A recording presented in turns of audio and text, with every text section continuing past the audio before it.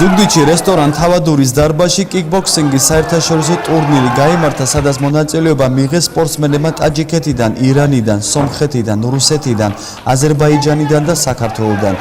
თავადურში შეკრებილმა საზოგადოებამ მძიმე ორთაბრძოლები ნახა. განსაკუთრებული ოვაცია და მხარდაჭერა ქართველი კიკბოქსერების გამოსვლას და მათ შეჯიბს მოჰყვა. შეჯიბრებაში მონაწილე ქართველი სპორტსმენების უმრავლესობამ გაიმარჯვა. როგორც ღონისძიების დასასრულს ისინი აცხადებდნენ, გამბედაობა და ბრძოლის ჟინი ერთგული გულშემატკივრების ოვაციებისა და შეძახილების დამსახურება იყო.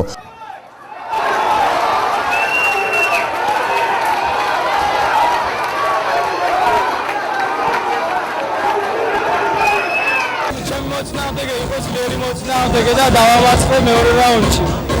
როგორც ასეთი ჩემი მე ორთაბრძოლით ვარ ყმაყოფილი და უფრო მინდა რომ გავაუმჯობესო შემდეგი ორთაბრძოლისთვის. ჩემი გამოსვლა იყო მაქსიმალურად მაღალი, რომელიც ჩავატარე 65 კილოგრამამდე წონით კატეგორიაში და გავიმარჯვე. ყველას დიდ მადლობას ვუხდები, ვინც გარეშე ყოფდა და გამიჭირდა მოგება, კარგი მოწინააღმდეგე მყავდა და მომზადებული ვიყავი და ღმერთის წყალობით გავიმარჯვე. და მადლობას ვუხდი შემწევლებს გაგა თოდუას და ბაჩიკი ფარცონიას.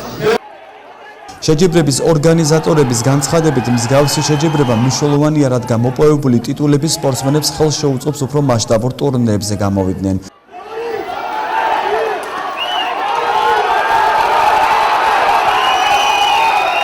ჩატარდა გრანდიოზული ტურნირი ზუგდიდში, კიკბოქსინგში საერთაშორისო ტურნირი, სადაც უმეტესობა სპორტსმენებმა რაოდენობა ქართველებმა გავიმარჯვეს.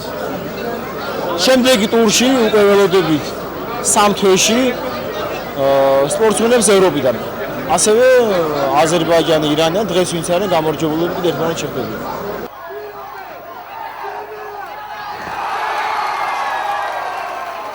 მსგავსი ტურნირი ყოველ მე-13 თვეს გაიმართება და ის 4 ციკლიანი იქნება.